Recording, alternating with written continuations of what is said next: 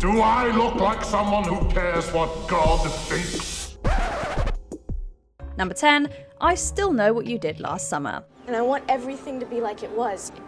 It just isn't. Although the first movie didn't exactly reinvent the wheel, the premise was scary enough that a part 2 came out just a year later. Through a nonsensical series of manipulations by the two killers, the survivors from the last movie are tricked into coming to a resort in the Bahamas during the off-season. There are a lot of interesting ideas here, including the addition of a second killer, but none of it is handled well. Not even two fun performances from Brandy and Jack Black could save this one from itself. What are you doing? No, seriously, don't do that! Jim Gillespie, the first movie's director, said the sequel killed any potential for a franchise. A 2006 direct-to-DVD sequel, which almost totally ignores the first two movies, didn't do much to disprove that. The secret dies with you. Number 9, Leprechaun, Back to the Hood. The Leprechaun series strayed pretty far from its origins. Yeah, but I make up for it in other areas, if you know what I mean. By the time Warwick Davis's title antagonist made it to this 6th entry in the series, it was a formula that was well played out. They had even sent him to space by then. I wonder if her father will pay for the wedding and the funeral. Although 2000's Leprechaun in the Hood had its fans, Back to the Hood was too much even for those who enjoyed the previous entry. It pits the diminutive killer up against a group of drug dealers who have stolen his gold. Brings out the worst in us, doesn't it? There wouldn't be another Leprechaun sequel for over a decade, and that one would be a total reboot. Number 8, Return to Sleepaway Camp. Here we go again. Call the original Sleepaway Camp what you want, but you certainly can't call it unimaginative. Its black humour, inventive methods of murder, and memorable twist ending didn't leave a lot of new places for the sequel to go. With the 4th movie in the franchise, creator Robert Hiltzik tried to go back to basics. You'd think that so many cast members and the original writer-director returning would be a good sign. Unfortunately, Return to Sleepaway Camp was nothing to write home about. Really, Alan?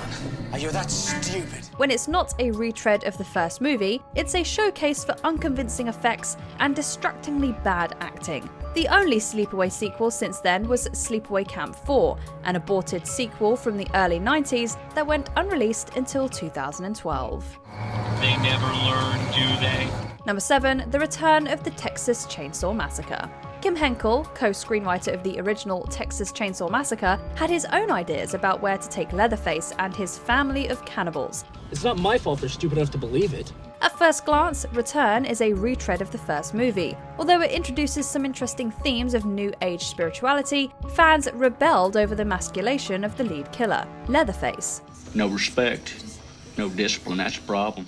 Some defenders praised its meta-commentary on horror as a genre, but it wasn't nearly as well done as the next year's Scream. Despite early career performances from Renee Zellweger and Matthew McConaughey, the movie bombed at the box office. You are here for one reason, and one reason only.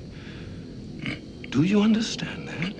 The next sequel would be an actual remake of the original, abandoning the existing storyline completely. Number 6, The Ring 2. Who do you think buys this crap?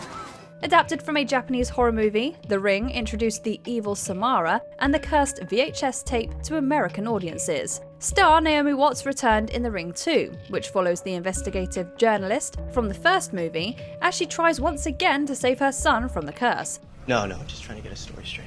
Not even hiring Hideo Nakata, director of the Japanese original, could make it worthwhile. Trying to find scares in poorly animated deer and a convoluted plot, the movie made some money, but the reviews were pretty brutal. All I ever tried to do for him was the right thing.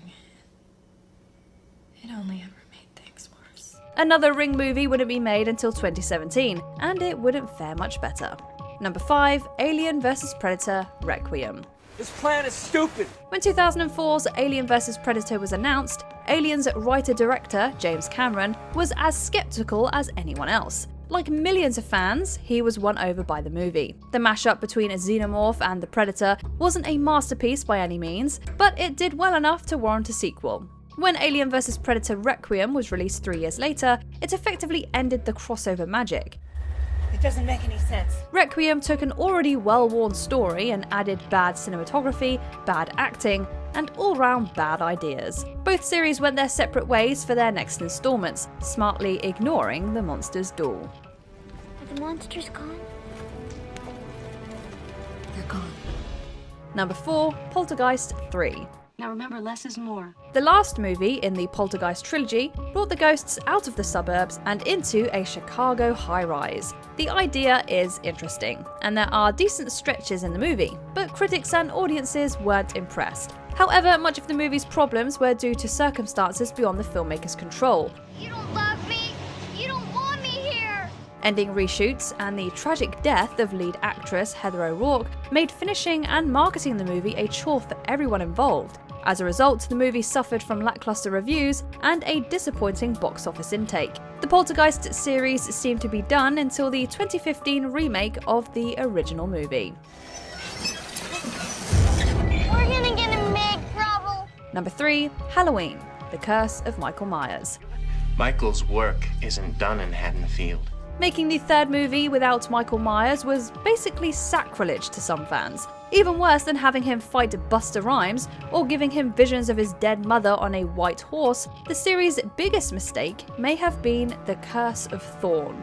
After several rewrites and reshoots, Halloween, The Curse of Michael Myers completely demystified the masked killer, and it was revealed he was the vessel of a pagan cult focusing on this thorn curse. This revelation did not go over well. Please, as my colleague, as my friend, I can't go through this again. Not even a baby-faced early career Paul Rudd was a big enough draw. The Halloween series might have suffered the direct-to-video fate of other horror franchises if original star Jamie Lee Curtis hadn't come back for Halloween H2O. Where do we go now? As far away from Haddonfield as possible. Number 2, Exorcist II, The Heretic. What's the matter with you? The original Exorcist was a spine-tingling blockbuster, the likes of which Hollywood had never seen. Linda Blair returned alongside an all-star cast including Richard Burton, Louise Fletcher, and James Earl Jones. Not that any of them are at their best here. Despite some dazzling images and profoundly bizarre touches, Exorcist II didn't just fail to live up to the original. For a long time, it was considered one of the worst movies ever made. You are in dire need of prayer. I suggest you make a retreat. While that may be an exaggeration, it's still a huge letdown. Another Exorcist movie wouldn't be made until 1990 by the original novelist William Peter Blatty. Blatty didn't even want to call his movie Exorcist III, fearing it would invite comparison to the disastrous second movie. You make a lot of people nervous. Before we unveil our top pick, here are a few honourable mentions. Hellraiser Bloodline. The fourth entry took Pinhead to space, and subsequent entries straight to DVD. For God's sake. Do I look like someone who cares what God thinks? Candyman, Day of the Dead.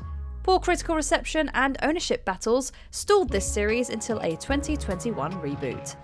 Look at you. You disgust me. Alien Resurrection. Despite Sigourney Weaver, this sequel did little to revive a fading franchise. I heard you ran into these things before.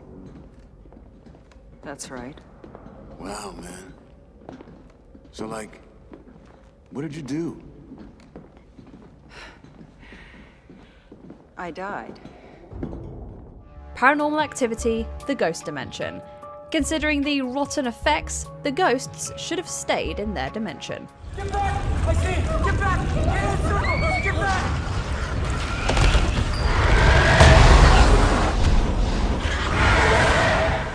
A Nightmare on Elm Street.